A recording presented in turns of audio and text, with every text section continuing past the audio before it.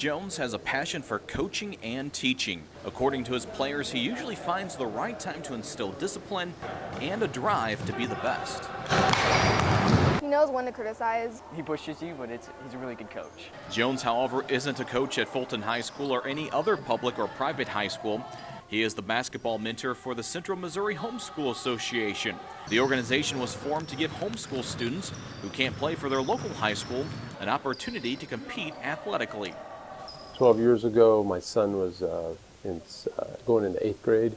No one was doing it, so I picked it up. Ended up with about 15 guys, high school and junior high level, and started there and just have been growing and building ever since. Building successful sports programs is very familiar to Jones. For 13 years, he worked in the University of Missouri Athletic Department, mostly with the men's basketball team, where he helped groom conference champions under Norm Stewart. It was a tremendous time. I started back in 1988 with Missouri, and by 90 I was pretty much the full-time strength coach for Missouri basketball. So I worked with Coach Stewart and the 93, 94 teams. It was a clinic every day. You learn so much about basketball and life from listening to a guy like Coach Stewart, and the fundamentals, the ability to communicate. While some of the players weren't even alive when Stewart patrolled the Mizzou sidelines, they still understand the legend's impact on Jones's coaching style. It's pretty cool to know that, you have that connection and he knows those people. I know he knows what he's talking about. I think he's one of the best coaches, probably the best homeschool coach in Missouri. So I know I'm learning from the best.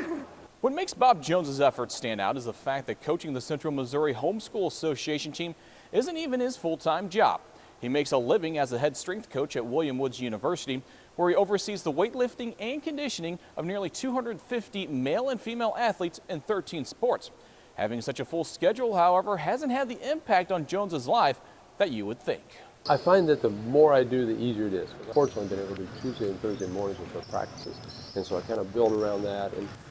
And with the class schedules here, that's always been kind of an open time to get, because we get our athletes in beforehand, we get our athletes in after that, and it's been a challenge, but it's a fun challenge, and it keeps me busy, keeps me in a routine.